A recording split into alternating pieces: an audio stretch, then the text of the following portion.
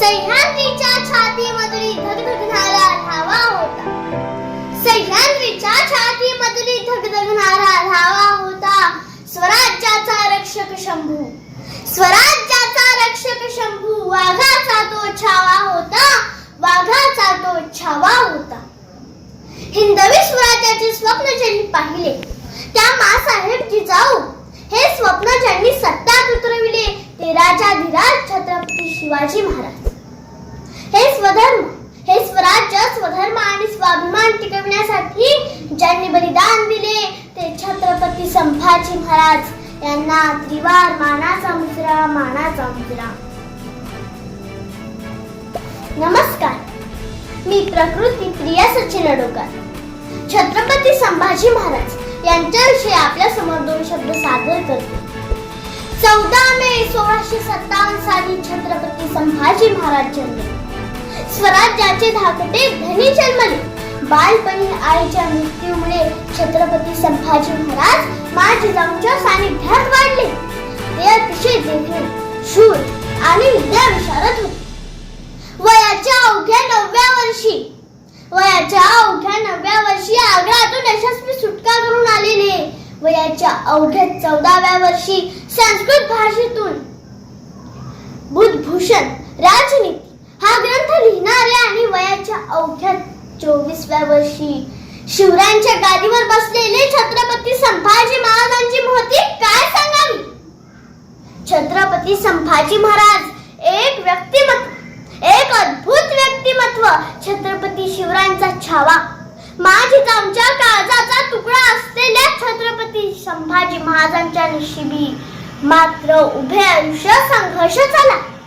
अचाट धैर्य, जोड, पराक्रम आणि असामान्य शौर्य आणि प्रयत्नांची पराकाष्ठा करून छत्रपती संभाजी महाराजांनी सलग 9 वर्षे मुघल, आदिलशाह, सिद्दी, पोर्तुगीज, इंग्रज आणि इतर अंतर्गत शत्रूंशी लढा देत स्वराज्याला टिकविले आणि वाढविले. समाजकारण, राजकारण, धर्मकारण मुसद्दी आत मोडलेले संभाजीराजे रणांगणावरचे असल्य शेर होते.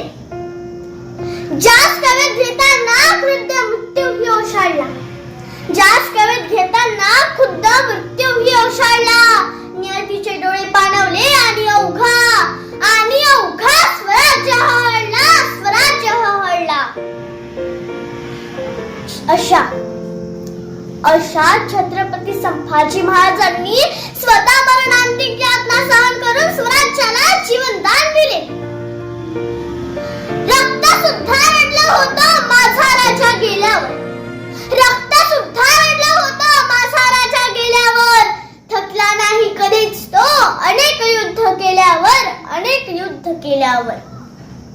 जखमा सुद्धा म्हणत होत्या थांब राजा थोडं, जखमा सुद्धा म्हणत होत्या थांब राजा थोडं. हातात होती ढाल आणि पळत होतं घोडं, आणि पळत होतं घोडं.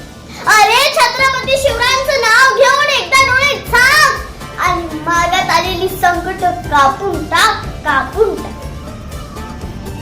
त्यांच्या या बलिदानामुळे मराठी माती उगवलेल्या गवतालाही भाले फुटले, घराघरांचे किल्ले झाले आणि अवघा मराठी आपल्या राजाच्या हत्येचा सूड घेण्यासाठी पेटून उठला. द्वेषाने तुटून पडलेल्या या मराठी पुढे अल्पावधीच्या सत्तेपार झेंडे रोवून समस्त देशभरात आपले भव्य साम्राज्य उभे केले. अशा धर्मवीर छत्रपती संभाजी महाराजांना मी कोटी कोटी अभिवादन करते. स्वराज्याच्या मुक्तीसाठी गनिमांसोबत समर झाले, स्वराज्याच्या मुक्तीसाठी गनिमांसोबत समर झाले. स्वधर्म रक्षणा शंभू बलिदानातून अमर झाले, बलिदानातून अमर झाले. जय शिवाजी, जय संभाजी.